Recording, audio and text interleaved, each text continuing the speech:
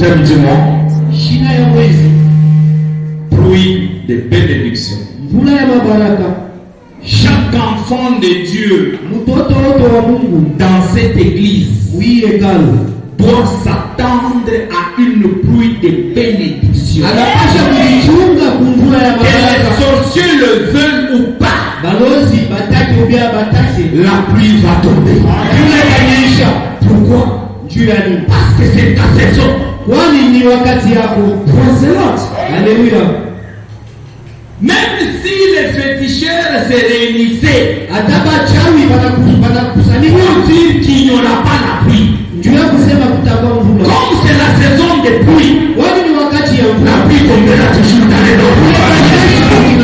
Il n'y a personne qui peut empêcher cette saison de pluie dans ta vie. Aucun membre de ta famille, aucun sorcier n'a le pouvoir d'arrêter cette saison de pluie. Quelqu'un n'a pas dit amen. C'est lui d'enseignement. La louange facilite l'accomplissement de la prophétie. La louange, ça facilite l'accomplissement de la prophétie. Dans ce mois de septembre, pour que la pluie de bénédiction tombe dans nos vies, il y a une substance qu'on nous a donnée pour ce mois ici. Et quelle est cette substance? C'est la louange. Tout et chacun de nous doit comprendre que pour que la pluie tombe, je dois dégager la louange. Quelqu'un n'a pas dit amen. C'est ça notre remède. C'est le mois de septembre. Nous n'aurons pas à beaucoup prier. Mais dans ce mois de septembre, c'est beaucoup plus quoi? La louange. Ce n'est plus le moment de beaucoup gêner. Mais loue Dieu seulement. Et tu verras comment la pluie de bénédiction va commencer à pleuvoir chaque jour dans ta vie. Écoutez, chaque déclaration de l'écriture est définie comme une parole prophétique. Plus sûr. Plus sûr. Il y a la certitude. Chaque déclaration de l'écriture est définie comme une parole prophétique plus sûre. Amen. Quand on parle de l'assurance, c'est-à-dire qu'il n'y a pas de tâtonnement. La parole de Dieu ne peut pas arriver dans ta vie avec des hésitations. Lorsque ça vient dans ta vie, c'est pour te certifier ce que Dieu fera dans ta vie dans les noms puissants. Quelqu'un n'a pas dit amen. Écoutez, nous les enfants de Dieu, nous devons être souples avec des prophéties qu'on nous amène. Quand quelqu'un vient dans ta vie et il commence à te dire, je vois comme si, quand j'ai regardé, je vis comme, il faut les chasser. Quelqu'un n'a pas dit amen. Il faut les chasser. La prophétie de Dieu ne tâtonne pas. Dieu n'a jamais tâtonné. Tout ce que Dieu parle, c'est avec certitude. Et vérifie les prophètes que tu as croisés. Tu verras qu'à chaque moment, ils te disent toujours, Nicolas ça. Je vois ça, c'est comme si. Ou non a ça. Ce n'est pas vrai. Alléluia. saba ananiambia tumbo inakumaka mais ça ikumake. Ça ce n'est pas la prophétie. Il est un nabii. Alléluia. Quand je parle, kama Mungu anasema, il vient, anakuya, il te dit, anakuambia, il cite ton nom, anatea jina lako, il te dit l'heure, anakuambia wakati, même les jours na siku de l'accomplissement de cette parole. na kutimilizika kwa ile neno. Dieu ne t'attend pas. Mungu ashikalake na Si ushaka. Dieu commence à t'attendre, Mungu kama anakuanza, c'est-à-dire il n'est plus Dieu. kwani hana tena Mungu. Quelqu'un n'a pas dit. Mungu sema mbeni. Ouvrons nos Bibles. Fungule Biblia yetu. 2 Pierre 1. 2 Pierre sura ya kwanza. Nous allons lire à partir du 19e verset Tutasoma 19e verset jusqu'au 21e verset. ina ku 21e. 2 Pierre 2 Pierre 1, à partir du 19e verset 19e verset jusqu'au 21e. ina Nous lisons dans les noms puissants de Jésus. tutasoma kwa jina la Yesu. Et nous tenons pour d'autant plus certaine Kwani tunahakikisha kusema la parole prophétique. neno ya unabii. Je répète. Et Tanzulia. nous tenons pour d'autant plus certaine Mungu nayo kusema na hakikisho la parole neno prophétique ya unabii à laquelle vous faites bien de prêter attention, ile Mungu na uwezo ya kupeleka lisikio comme à une lampe qui brille dans un lieu obscur, kwani saa mwangaza inawaka jusqu'à ce que mwangaza le jour vienne ina wakati mangu apparaître et que itaonekana l'étoile du matin se lève dans vos cœurs. na nyota asubuhi inalamuka mioyo yenu. Sachant tout d'abord vous-même Muyulu asema mwe peke yenu qu'une prophétie de l'écriture unabii ya andiko ne peut être un objet d'interprétation particulier. haitakuwa ya kifano cha kwenda kufanikisha kwa upeke. Praise the Lord. Haleluya. On ne peut pas interpréter les écritures selon toi. Hawezi na kwenda kusikilizisha maandiko kwa kufanana na masikio yako.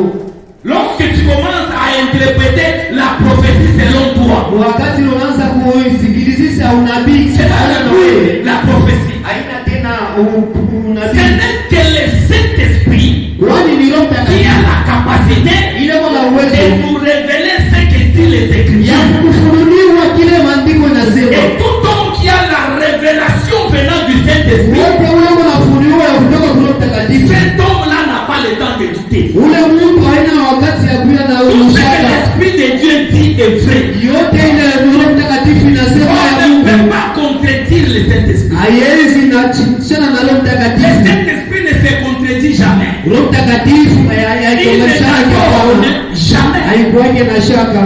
Praise the Lord. Haleluya. C'est pour cela, Kwa ile même en partageant la parole, na kukabiliana neno vous devez faire attention à ne pas partager la parole de Dieu avec n'importe qui. unapasha kuya na okeba yange juu ya kwenda kukabiliana neno la Mungu. Aujourd'hui, vous allez trouver un chrétien Utaona Mkristo leo avec un musulman na musulman en train de partager la parole. beko naongea neno Et le chrétien est là. na Mkristo Il cherche à ce qu'un musulman arrive à comprendre la parole. eko natafuta ya kubali ya kusema musulmani ashikie neno la Mungu. Lorsque vous commencez à discuter sur cette Wakati ile parole, Mungu naongea juu ya ile neno la Mungu, toi tu es revêtu du Saint-Esprit. wewe mwenye kufika na Roho Un Mtakatifu. musulman ne sera jamais revêtu du Saint-Esprit. Musulmani asitafika kama na Roho Pour Mtakatifu. celui qui n'a pas cru au nom du Seigneur Jésus-Christ Wote unaaminia jina la Yesu ne Kristo peut pas être revêtu de la puissance du Saint-Esprit. asitafika na uwezo wa Roho Mtakatifu. Comme Jésus-Christ n'est pas le bienvenu chez eux, Kwani Yesu Kristo asikukaribie ils ne kwake, peuvent pas comprendre les Écritures. hawataaminia maandiko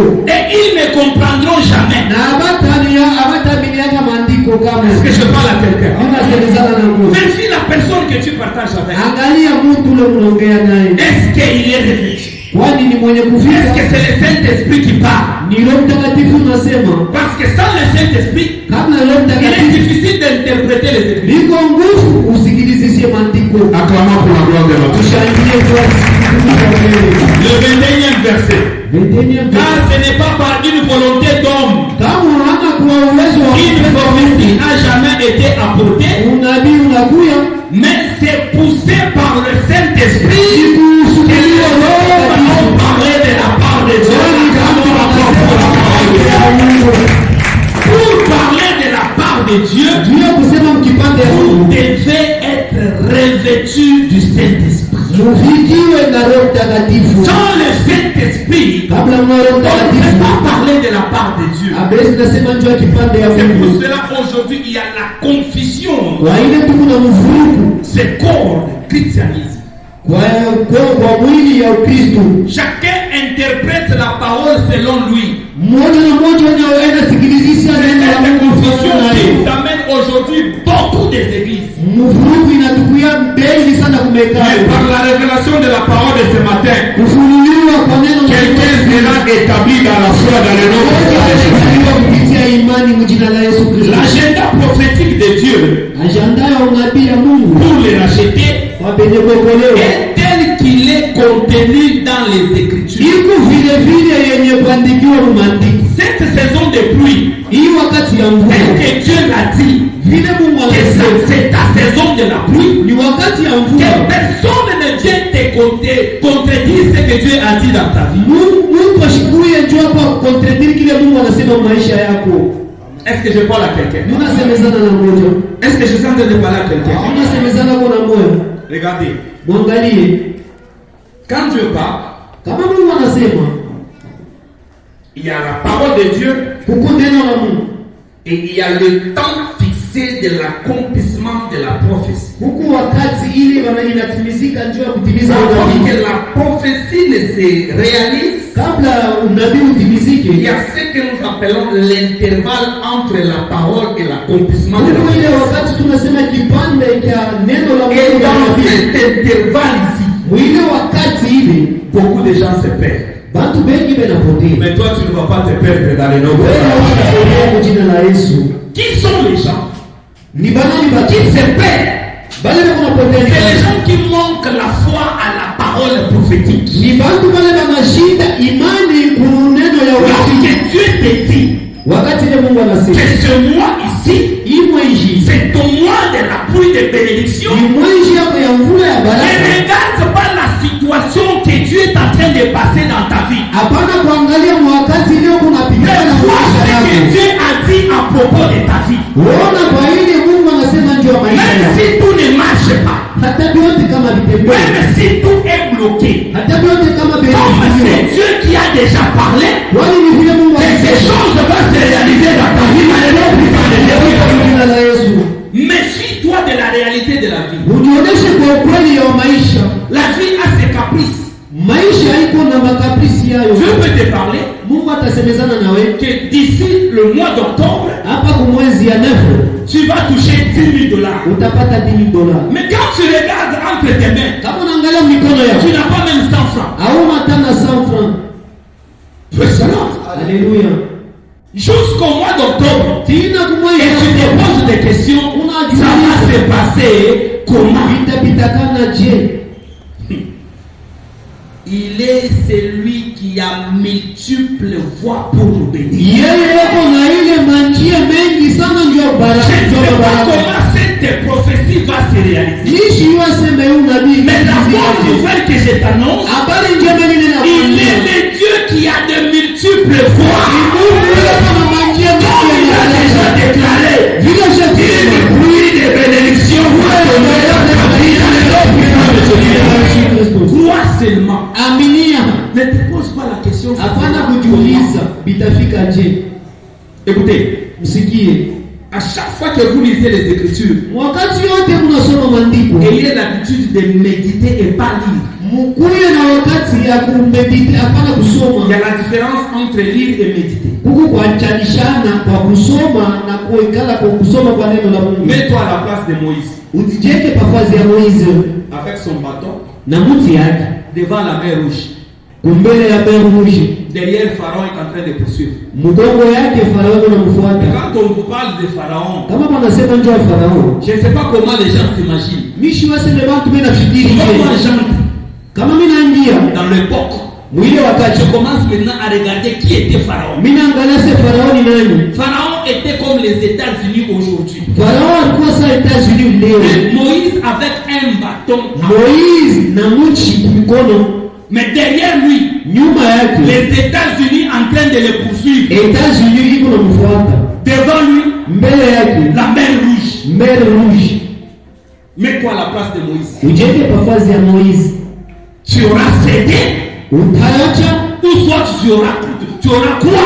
Utaminia. Ou soit tu pouvais croire à ce à chaque fois. Le problème que le monde nous présente, c'est ce qui fait que beaucoup de gens s'affaiblissent. Et ils regardent le problème par rapport à ce qu'il est et se méfient de Dieu. Il ne faut jamais se méfier de la parole prophétique.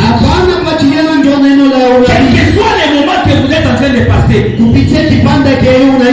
ce moment-là ne peut pas changer la capacité de Dieu. Quelqu'un n'a pas dit amen. Dieu reste Dieu. Même si tout ne marche pas dans votre vie. Dieu reste Dieu. Même si tout est bloqué. C'est quand il va débloquer toute situation bloquée dans la famille. Parce que Moïse avait cru. Beaucoup d'entre nous ici, si nous voulons vérifier bien, la plupart des gens n'ont jamais vu la mer. Mer rouge. Qui a déjà vu ça? Même moi qui vous enseigne ici. Je n'ai jamais vu ça. Mais c'est écrit. Là où tu es, quand tu soulèves ta tête, tu ne peux pas voir là où la mer s'achève ou soit située. Du côté gauche, du côté droite, toi tu vas voir seulement le début. C'est ce que nous appelons la mer. Moïse était devant cette dilemme. S'il avance, il va mourir. S'il recule, il va mourir. C'est ce que nous appelons un dilemme. Seul Dieu avait la capacité de compare maintenant tes difficultés que tu as. Ça représente quoi devant la vie? Regarde maintenant derrière toi. Le problème que tu as, ça représente quoi par rapport aux États-Unis, la grande puissance? Petite situation de la vie, beaucoup de gens ont abandonné la foi juste à cause des petits problèmes. Je suivais la jeune fille. Elle m'a refusé. Je me suis vendu et je suis mouru. C'est pour cela que j'aime beaucoup l'État.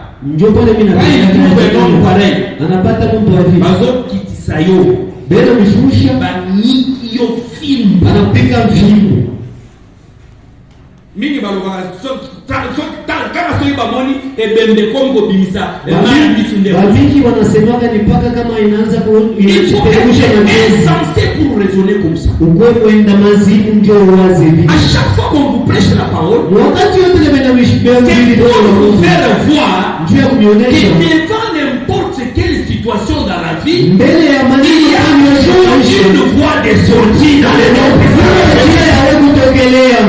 Nous avons étudié. Regardez en 6e primaire. Beaucoup plus en 5e primaire. Nos enseignants donnaient quoi? Le problème. Et quand on pose un problème, on nous demandait de faire quoi? De chercher la solution. À chaque problème, il y a toujours une situation.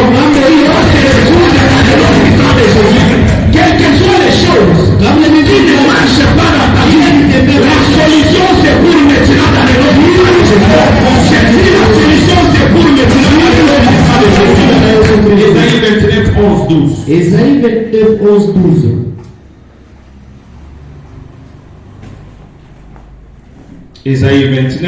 Ésaïe 29, 11, 12. Nous lisons dans le nom puissant de Jésus. Jésus, nous lisons dans le nom puissant de Jésus. Toute la révélation est pour vous comme les mots d'un livre cacheté. Et l'on donne à un homme qui se lit en disant lis donc cela. Et qui répond je ne l'ai pris car il est cacheté. Ou comme un livre qu'on donne à un homme qui ne sait pas lire en disant lis donc cela. Et qui répond je ne sais pas lire. Praise the Lord. Alléluia. C'est comme ça la prophétie. Jusqu'à ce que vous allez croire. Jusqu'à ce que vous allez comprendre. C'est à ce moment-là que la prophétie va se réaliser dans votre vie. Si tu ne crois pas à la prophétie, donc c'est ta saison de la pluie. Quand tu te poses des questions, ça sera comment? Tu es en train d'empêcher la main de Dieu d'agir dans ta vie. Quand il s'agit de la prophétie de Dieu, crois tout simplement. Crois tout simplement. Dieu aime les gens qui obéissent à la parole. Deutéronome 28. À partir du premier verset jusqu'au 14e verset. Dieu est en train de démontrer les bénédictions qui accompagnent ceux qui obéissent à la parole de Dieu. Dieu n'a pas besoin de connaître ton tribu, connaître d'où tu viens pour agir dans ta vie. Non.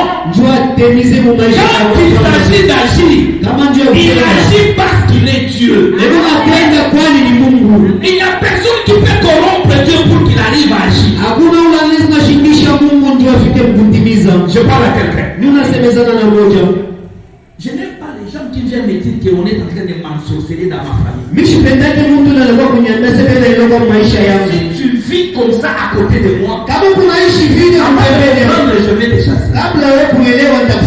Un chrétien ne cherche pas à connaître qui est son ennemi. Mais un chrétien cherche à être revêtu de la puissance pour dominer toutes les ennemis de la vie.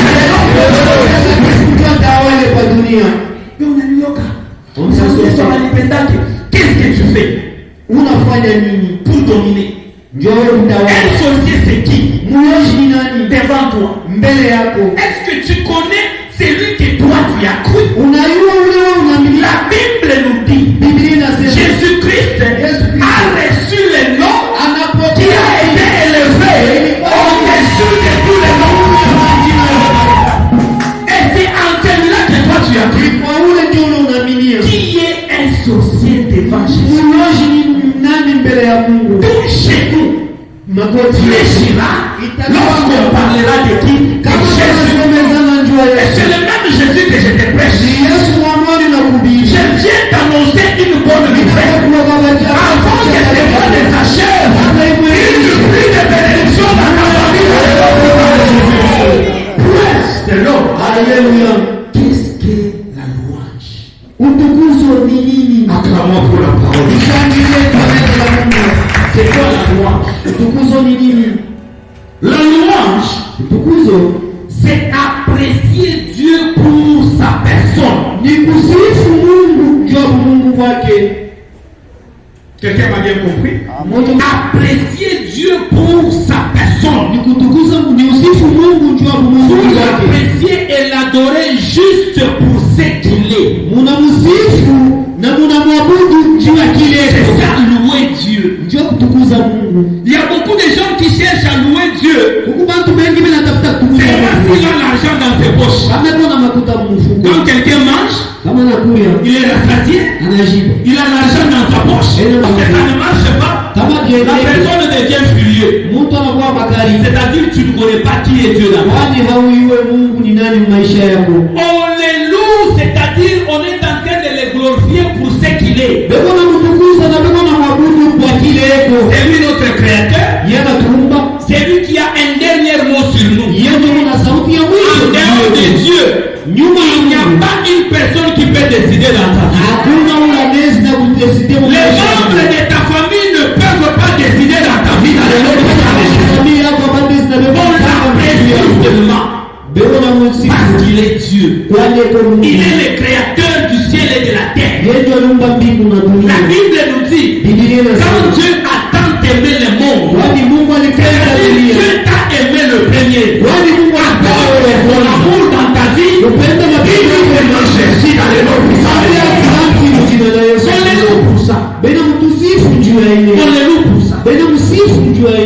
C'est tous nous les chrétiens. On ne peut pas faire semblant de louer. On ne peut pas faire semblant. Si vous savez combien Christ a souffert sur cette terre, tu ne peux pas croiser les bras.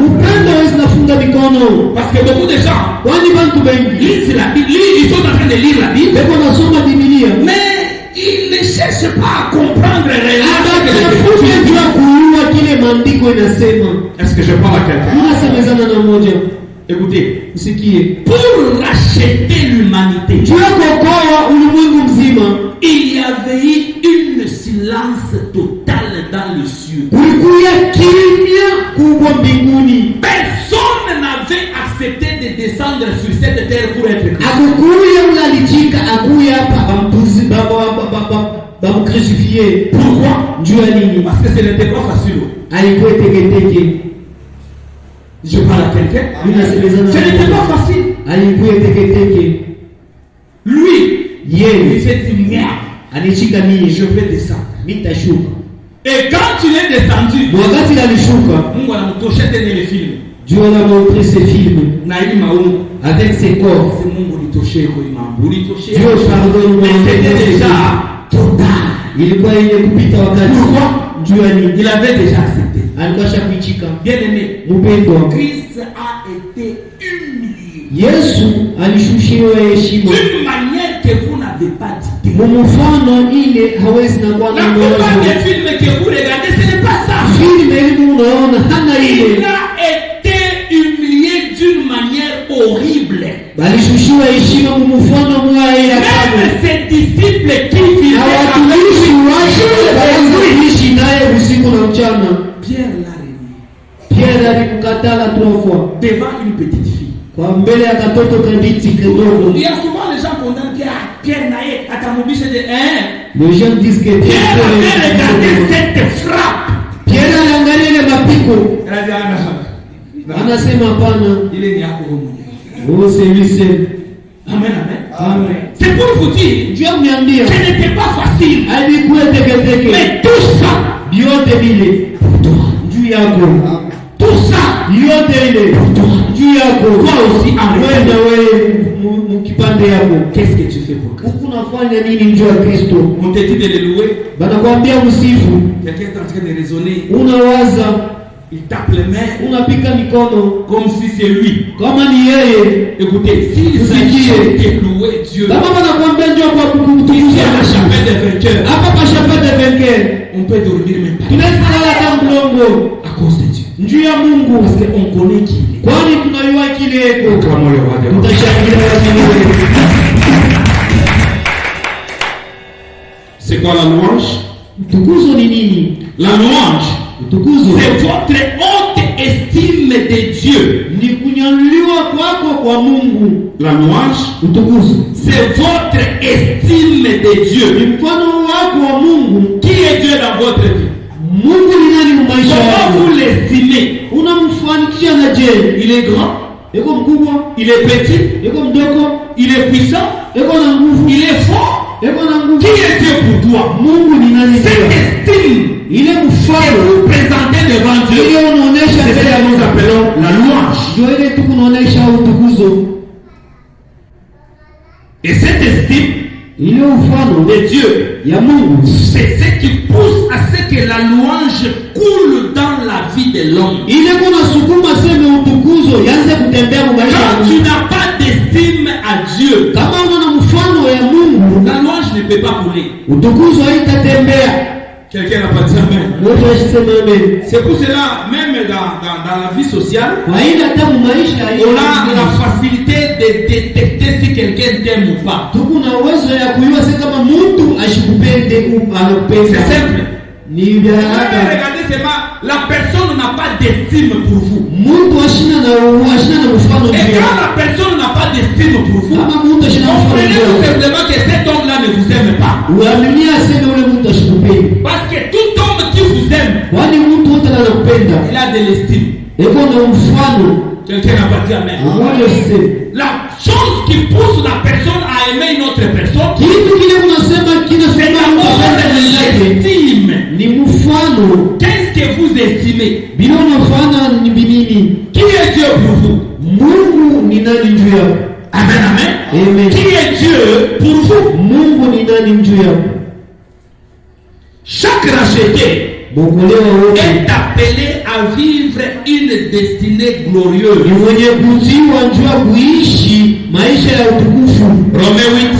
Romains 8, 29 à 30. Proverbe 3, le verset 35. Je répète, chaque racheté est appelé à vivre une destinée glorieuse. Tel que tu es là, Dieu ne t'a pas créé pour une honte. Mais tu as droit à vivre une vie glorieuse. Jusqu'à ce que tu vas comprendre qui tu es. Si tout le monde souffre, alors si tu ne peux pas te comparer à ces hommes-là, non, regardez, au Congo pour le moment, il y a des marches. C'est la raison pour laquelle nous devons souffrir quitte à vivre. Toi, tu es un citoyen céleste. Toi, tu dépends du ciel. Tu ne dépends pas de l'économie de notre pays. Tu ne dépends pas de la politique de ce pays. Mais tu dépends directement de qui? Mais suis-toi. Je suis venu ici. J'ai cherché un travail à Kishiba. On m'a pas pris. Alors je ne sais pas comment je dois payer. Tu ne connais pas qui est Dieu. C'est l'autre. Tu ne connais pas qui est Dieu d'abord. Les jours où tu vas comprendre qui tu es, avec Dieu. Ouvrons nos Bibles. Romains 8, 29, 30. Romains 8, 29, 30. Nous lisons dans le nom puissant de Jésus. Car ceux qu'il a connus d'avance, il les a aussi prédestinés à être semblables à l'image de son fils, afin que son fils fût le premier-né entre plusieurs frères. Et ceux qu'il a prédestinés, il les a aussi appelés.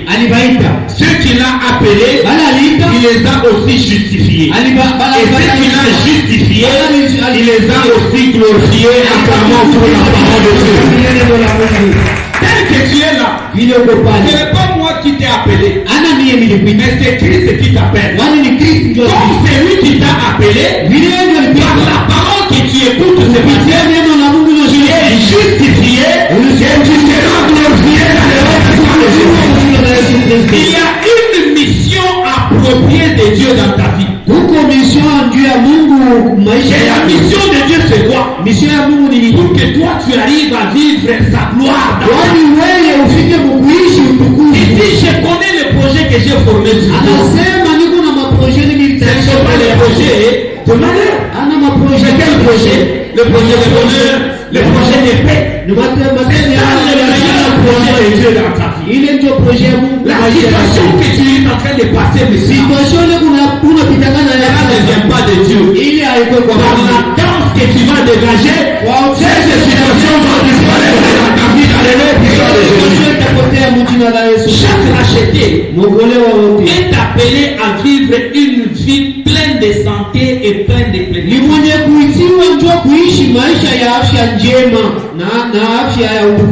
2 Corinthiens 5, 17, 20. Nous sommes appelés à vivre une vie sans maladie.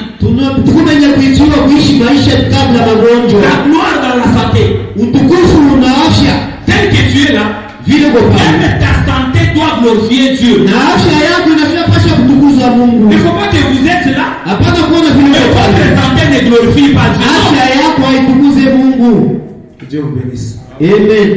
Même si Hata kama tu étais venu malade dans cette église aujourd'hui, ukiwa mgonjwa leo, cette maladie va disparaître. jina la Yesu Kristo. Pourquoi? Tu Jua es à la table du Seigneur devant nous. kuku meza ya karamu. Quand on va danser, Wakati ile cette table ici, ile meza notre clinique céleste. ile ndio matunzo ya Lorsque vous allez participer à la table, kama unaalika votre santé kuomba va glorifier Dieu. afya yenu itatukuza Mungu. On ne peut pas être chrétien Hatuwezi na kwa à chaque fois, wakati à yote, chaque moment. wakati yote. Marie, La pédition, les avocats, avocate, j'étais bien. je ne suis pas bien. On a dit, Balise, peut-être, muone ça, fe. ce n'est pas glorifier Dieu dans sa santé. Ili ana kutukuza Mungu mwafya wako. Nous sommes appelés à vivre une vie sans maladie sur cette terre. Tuko kwenye kuichiwa kuishi maisha bila magonjwa hapa pa dunia. Si les autres tombent malades, Kama wengine wanagonjwa, il ne faut pas aussi te rallier avec ces hommes-là. hata kupatana na wale On watu. dit, bon, c'est Ndio normal. useme, Mtu anaweza kulukula malari. comme ça personne Mtu ne anaweza peut kuteswa pas. sana na malari. Il peut souffrir beaucoup Tu as dit ça. Unasoma ile wapi? Faut pas confondre la vie et la parole de Dieu. Hapana kufanikiza maisha. C'est deux choses différentes. Ni vitu mbili vya Faut pas tofauti. confondre ça. Hapana La vie reste la vie. Maisha ni Mais la maisha. parole de Dieu, c'est une autre chose. Neno la Mungu ni kitu pembeni. Quelqu'un a pas dit amen. Ngoja niseme amen. Il dit par ses maîtrissures. Anasema kupitia vilonda vyangu Nous avons été. tulikuya. Il a pris nos infirmités. Alibeba mateso yetu. Il s'est chargé de nos maladies. Anabeba magonjwa yetu. Si réellement Kama ni kweli il s'est chargé de nos maladies, alibeba magonjwa yetu. pourquoi tu es malade? Njua ni unagonjwa. Pourquoi tu es malade? Njua ni unagonjwa. C'est-à-dire la parole de Dieu commence à nous tromper. Kwani neno la Mungu tunatulanda. Ou bien c'est toi qui n'as pas compris qui tu es. Ujini wewe hauelewe kile wito. Désormais, à partir de maintenant, Kuanzia leo toute maladie qui va demander ta santé, Dieu disparaître dans ton corps. Tu ne seras plus malade. Tu ne peux pas tomber malade comme toi. hapana kuanguka magonjwa sa mtu kama yote. Toi, tu n'es pas n'importe qui. Hauna sa mtu kama Tu es différent des autres. Mungu mwenye kuachanishana na bengine. Présente. Haleluya. Chaque racheté Mwokolewa wote est appelé pour la sagesse. mwenye kuitiwa na hekima. Matthieu 11:19.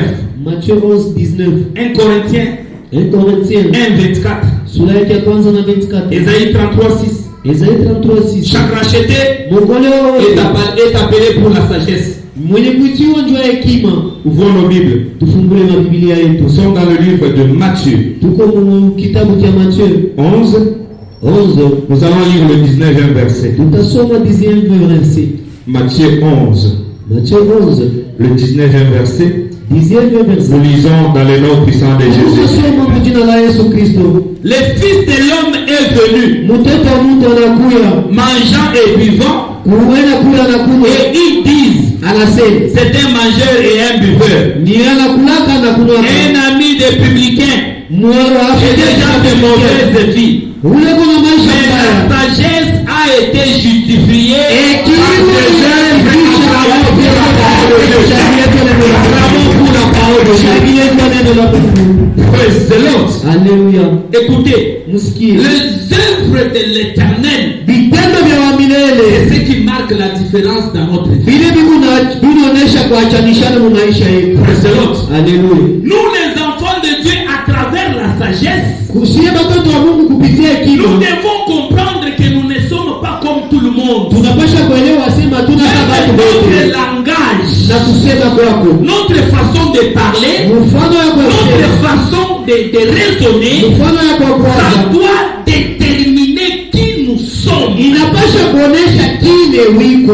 Un homme plein de sagesse ne raisonne pas comme tout le monde. Mtu mwenye kujaziwa na hekima ashua zake sabatu Là où kwa. tout le monde peut se fâcher, Vazi yote watu wanaweza un nasirika. homme plein de sagesse ne se fâche. Mtu mwenye kujaziwa na hekima ashezi Là nasirika. où tout le monde peut gronder, parler, Mtu fazi anaweza na kusema na un kutoka. homme de sagesse ne Mtu wa peut pas. hekima ashitafoka.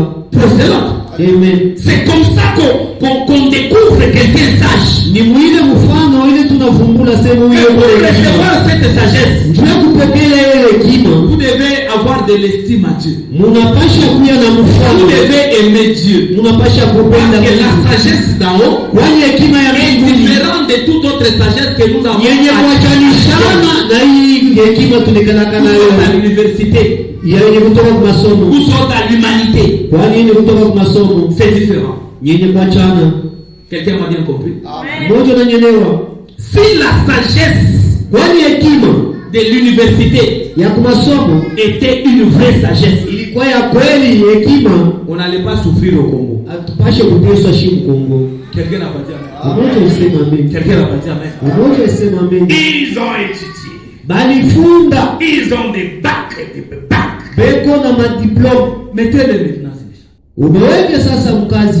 Praise the Lord. Haleluya. Bapesi yo mbongo ya bilanga. Banakupatia mashamba, makuta ya mashamba. Boti université. Mashamba inazala university. Praise the Lord. Haleluya. C'est-à-dire vous devez comprendre Unapasha kuelewa que la sagesse d'en haut hekima ya est mbingu tout à fait différente de cette sagesse que nous avons acquis à l'école. ishakwachana na ile tulienda kupata hekima Lorsque ya c'est masomo. cette sagesse de Dieu qui anime en toi, Hekima ya mbinguni kama inaingia ndani yako, on va trouver l'honnêteté en toi. banapasha kuona ndani yako Ta façon uwaji, de parler, mfano wako ta kusema, façon de raisonner, mfano wako ça kuwaza, va être différent avec les autres. vitakuwa vyenye kuachana na vingine.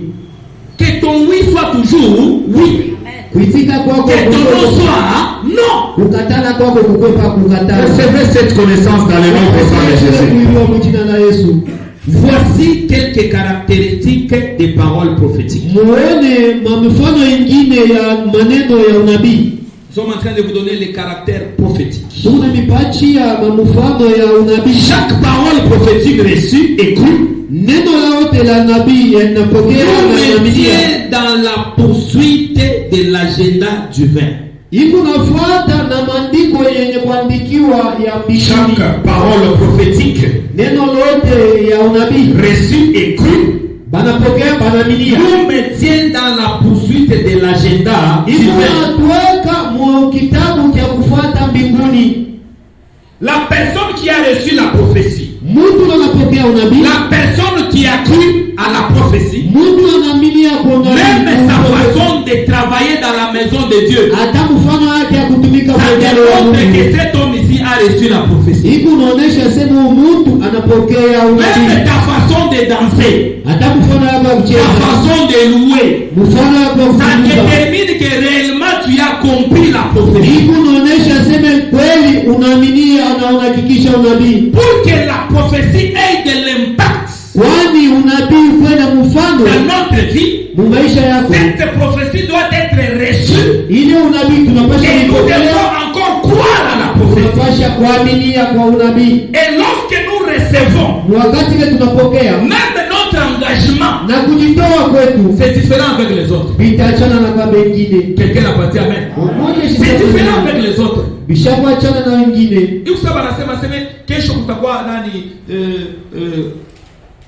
kutakuwa course. Amen amen. Amen. Mkursu mule kuku trophée par exemple bashaweka makuta $10,000.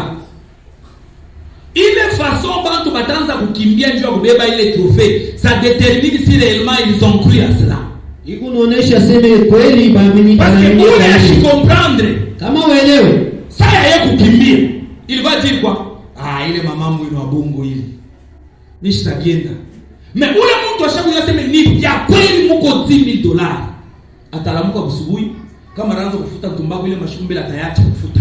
Ndio kwa ina sufla mingi, atafanya entraînement, il faut akimbie na abebe trophée. Depuis que agenda ya plus que conquérant iko mu kanisa, quels sont les efforts que vous êtes en train de fournir pour vivre comme de plus que conquérant? nguvu kanile unatimiza njoo kuishi aseme Mungu kwenye kupita washindaji. Ta façon de travailler Mfano ne yake détermine pas que vous croyez à la prophétie de plus que conquérant. alionyesha aseme huku naaminia huyu Cette année 2022, hii mwaka Dieu 2022. lui-même nous a dit, nous les vainqueurs, Mungu yeye nous devons alionyesha vivre comme des plus que conquérants. unapasha kuishi kupita kwa Et washindaji. si réellement nous avons cru, Kweli kama tuliamini, qu'est-ce que nous faisons Tukunafanya vivre comme des plus que conquérants. juu ya kuishi kabla mara mbili kwa washindaji. Reçois cette connaissance dans le nom puissant de Jésus. Pokea kule kuiona. Que la grâce de l'Éternel te donne la capacité de comprendre et de recevoir la prophétie dans le nom puissant de Jésus. Toute parole prophétique reçue écrite Neno lote ya unabii ya kuaminiwa dissipe toute crainte. ikuna tosha boka bote. Exode 14:15. Exode 14:15. Psaume 114. Psaume À 114. partir du premier couplet jusqu'au 7e. Kuanzia kusura yake ya kwanza. Ça dissipe la crainte. Ikuna tosha boka. Quelqu'un qui a la prophétie, Mtu yuko na il unabii. ne peut pas craindre. Ashesi naogopa. Amen, amen. Amen. Ikusa Mungu ashakwambia sema hii mwaka atakubariki. Profeti mwingine anakuwa kwambia sema mimi unaona serikali mnyumba. Tu commences à pleurer. Unaanza kulia. Shanduku. Est-ce que Dieu a dit tu vas mourir? Mungu alisema eske utakufa. Il a dit il va te bénir. Yanasema Et atakubariki. d'où vient le secret? Sanduku inatokea wapi? C'est l'autre. Haleluya. C'est juste parce que vous ne vous réalisez pas qui vous êtes. Kwani wengi hautambue kile wiko. Prophétie utaenda kuchikaka. Unabii wote. Amen, amen. Surtout ma prophétie ça y a l'oufou. Il y a des prophètes de malheur. Huko kwa unabii ba mateso. Donc mtu mwingine prophète anaona vitu vibaya kwa maisha. Yeye nabii anaona. Moi je ne compare pas avec de tels prophètes. Mishi patana na Amen, mateso amen. kwa vile. Shuku ile Mungu atashikia ndio kunibeba. Il va me prendre, est-ce qu'il va t'envoyer toi? Atakutuma wewe. C'est lui qui m'a créé. Yeye ndio aliniumba. C'est lui qui m'a envoyé. Yeye ndio C'est lui alinituma. qui connaît ma mission sur cette terre. Yeye ndio anayua mission Kama kwa dunia. Mungu anaangalia sema mission yangu kwa dunia inenea. Il va me prendre. Atanibeba. Me prophétiser ou je ne prophétiser, je veux partir.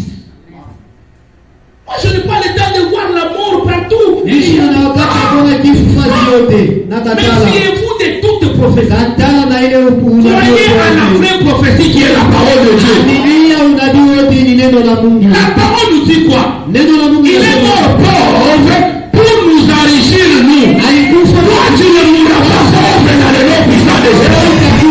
Avant que cette année ne s'achève, tu vivras la bénédiction de l'Éternel dans ta vie dans le nom puissant de Jésus. Non, Mariako, bashakuibamba, bashakubloke, ni mtu fulani. Ça fait quoi? inaonesha nini?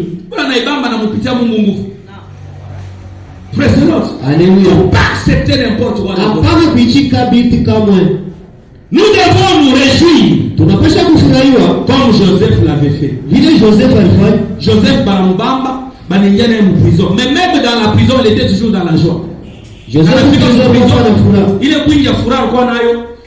Bantu wanaanza kulala bena lota mandoto, anaanza kwa tafsiri ile mandoto. Avant de comprendre, banamfua chef wa prison. Même dans la détresse, Dieu n'est capable de t'élever dans le nom de Kisha uwezo wa kunyanyuliwa. mpaka ile swashi kalkulokea wanasema huyu kunaisha. Mungu capable ya kukulamsha papa pale dans le nom de Amen. C'est ça le Dieu que moi je t'enseigne. Ni Mungu yule anakufundisha. Moi je ne t'enseigne pas un Dieu où utabatosha mikala unaanza kuregretter un chrétien kama unamkuta kushikwa shilale unabalula manata. Non.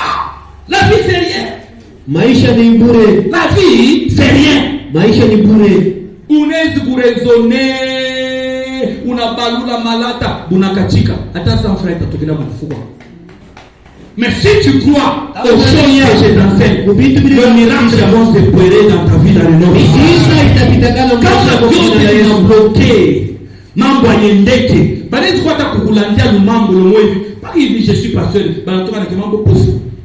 Tunamuona yenjo alifanya hivi na hivi. Avant de comprendre pasteur en prison, je ne serai pas le premier. Mishtakuwa kwanza. Même mes prédécesseurs, Na ils ont aussi vécu cette histoire-là. Balipita Mais mwenye njia. moi j'aime Mimi c'est napenda que Paul et Silas avaient fait Silas dans la prison. prison. Praise the Lord. Alléluia. Malgré qu'ils étaient dans la prison, la Bible nous dit Paul et Silas ont loué Dieu. Balitukuza Mungu. Et à cause de cette louange, l'ange de l'Éternel était descendu dans la prison. Fut libéré dans le nom puissant de Jésus. Quelle que soit la prison, que l'ennemi t'avait déjà mis, ce matin tu seras libre dans le nom puissant de Jésus. Praise the Lord. Et pour terminer, Juu ya kuishi. quels sont les ennemis de la louange? Maadui ba utukuzo ni banani? La louange a ses ennemis. Utukuzo yuko na maadui ba. Il y a des choses qui t'empêchent à louer réellement Dieu. Huko vitu mimi unashindisha. Et vous devez connaître ces choses-là. Unapasha kujua vile vitu. Souvent tu veux louer Dieu. Wewe unapenda kutukuza Mais Mungu. il y a des choses qui t'empêchent Ces choses-là ne viennent pas de Dieu. Nous les appelons les ennemis de la louange. Quels sont les ennemis de la louange? Aujourd'hui, nous allons vous parler sur le murmure et les complaintes. Acclamons pour la les ennemis de la louange. Un homme qui dégage la louange, c'est quelqu'un qu'on ne peut pas trouver chez lui des murmures et des complaintes. Quelqu'un qui prie à chaque moment.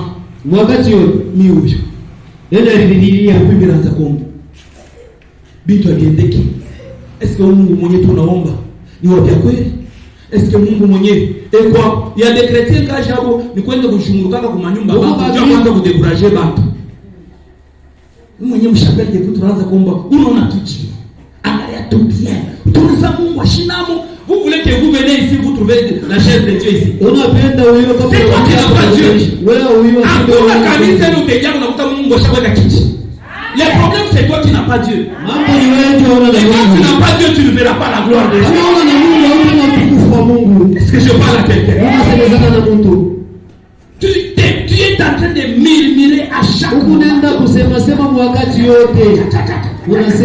Tu décourages même les autres. Avant de comprendre, tu ne verras pas la gloire de Dieu. Alors ne soyez pas parmi les gens qui murmurent dans cette église.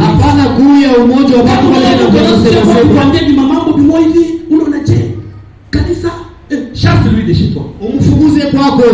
Il est en train de chercher la malédiction dans ta vie. Cette église, c'est une église de Dieu. Tout ce que Dieu fait est bon. Il y a la multitude. Il y a le miracle plutôt. Qu'il y ait des choses. Et l'église de Dieu est la gloire où il est Dieu. Alléluia. 1 Corinthiens 10:10. Qu'est-ce que la parole de Dieu nous dit? Nous lisons dans le nom puissant de Jésus. Je dis nous lisons dans le nom puissant de Jésus. Ne murmurez point. Comme murmurèrent quelques-uns d'eux qui périrent par l'exterminateur. Ces choses leur sont arrivées pour servir d'exemple. Et elles ont été écrites pour notre instruction. À nous qui sommes parvenus à la fin des siècles, acclamons pour quelqu'un a bien compris? Dieu n'aime pas les gens qui murmurent. Parce que les gens qui murmuraient à cause de Moïse,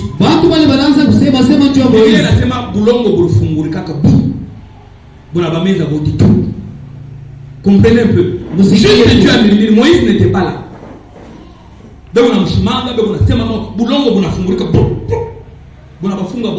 Pourquoi? Parce qu'ils ont murmuré. Quand on a ma complainte, ma kunumunika muro, na ma murmure, il faut que vous dégagez louange. C'est pour cela que vous avez dimanche, il faut qu'il y ait dimanche. Mais vous te choquez au canis. Et quand vous la croisez, pourquoi vous n'êtes pas venu à l'église? Je comprendrai. Mais je suis comme dans ton foyer, mais je suis comme dans l'offre. C'est parce que tu n'as pas la joie dans ton cœur. Tu fais ce que vous montrez moi ici. Vous n'avez pas de dunia na valeur sana. Oui, tu es quelqu'un toujours de rêver. Toutes ces choses-là. Ma peine de Mungu n'a diminué. Mais ce matin, que Dieu augmente son amour dans ton cœur.